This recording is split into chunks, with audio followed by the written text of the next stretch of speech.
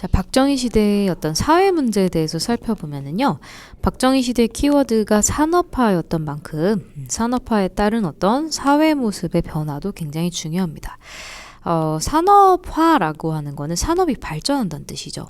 산업이 발전하게 되면 빼놓을 수 없는 부분이 도시가 규모가 커지는 겁니다. 그럼 도시의 규모가 커지게 되면 인구가 증가한다던가 도시의 여러 가지 제반 시설들이 늘어난다던가 그리고 이것에 따라서 농촌과의 격차가 심해진다던가 이런 문제들을 예상을 할 수 있죠. 그래서 예상할 수 있듯이 밑에 보니 대도시와 신흥 공업도시로 청년 인구가 이동을 했고 그러면 농촌에 젊은 사람들이 줄어들겠죠. 예상할 수 있는 결과고 도시에는 반대로 사람들이 너무 늘어나게 되면서 당연히 뭐가 부족하게 될까요? 집이 부족하게 되는 거죠. 그래서 갑작스러운 그러니까 준비가 된 상태면 괜찮은데 준비가 되지 않은 상태에서 인구가 급격하게 빠른 속도로 증가하다 보니 이에 따라서 집이 증가하는 속도는 따라가지 못하고 그래서 집이 부족해지고 집이 없는 사람은 어떻게 되는 거예요? 쉽게 말하면 노숙을 한다던가 아니면 너무나 열악한 주거 환경에서 생활을 하게 되는 거죠. 자, 어쩔 수 없이 이거는 경제적인 소득에 따라서 일렬로 형성이 되기 때문에 밀려난 사람들은 빈민촌이라고 해서 도시의 테두리에 그리고 교통이 아주 불편한 곳에 교통이 불편하다는 곳은 예를 들면 산이라던가 그쵸? 예, 높은 지대에 여기 살고 싶어서 사는 게 아니에요. 강제로 이런 곳으로 밀려나게 되는 거죠. 그래서 대표적인 사건이 교과서에 나오는 광주 대단지 사건입니다. 71년이라는 걸 기억을 해두시고요. 자, 광주 대단지 사건은 여러분이 한번 책에서 꼼꼼하게 읽어보실 필요가 있어요. 그리고 이제 그 도시화가 이루어지면서 빠르게 이루어지면서 발생한 사건인데 주의하실 점은 여기가 전라도가 아니고 경기도 광주라는 점, 그러니까 서울 근처, 서울 주변의 어떤 위성도시 로 사람들이 강제 이주당하면서 정부가 약속을 지키지 않아 사람들이 반발한 그런 사건입니다.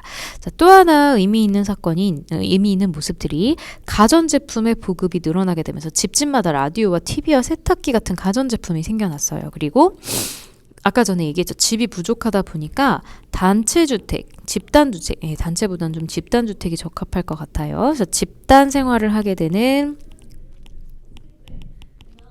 형태의 주택인 아파트나 이제 빌라 같은 이런 형태들 있죠. 우리가 살고 있는 이런 형태의 주택들이 등장을 하게 됩니다.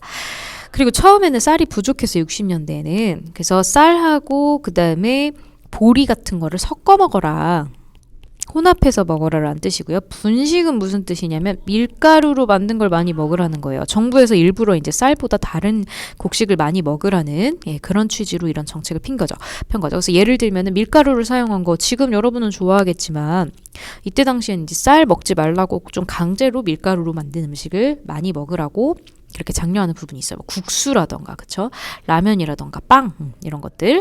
그 다음에 이제 품종 개량을 해가지고 여러 가지 노력으로 1970년대에는 쌀의 자급이 가능해집니다. 쌀의 자급이라는 거는 한국에서 생산한 그 양으로 한국 사람들이 소비할 수 있을 만큼 식량이 좀 늘어났다.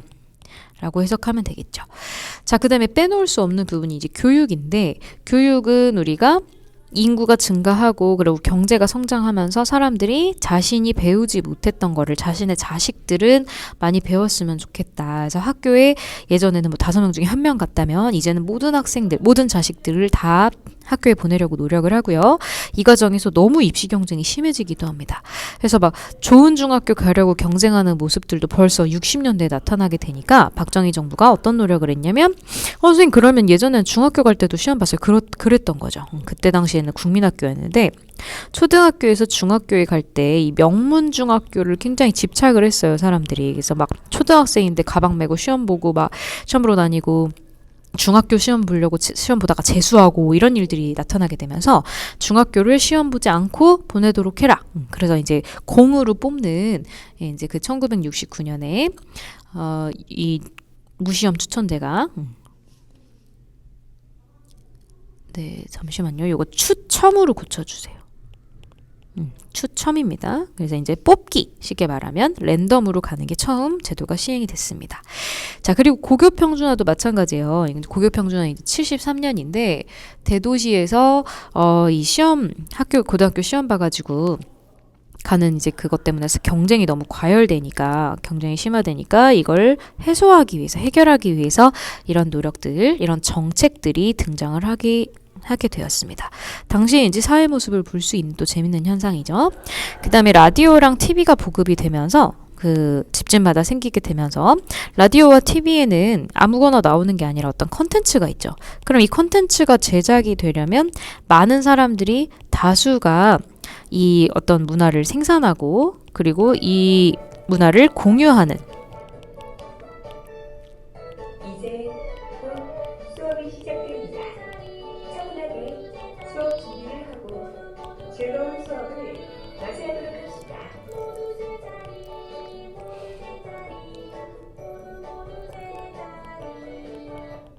네, 잠시 종소리가 나서 대중매체를 활용해서 공유하는 문화를 우리가 대중문화라고 하는데 이 매스 많이 들어보셨죠? 매스미디어.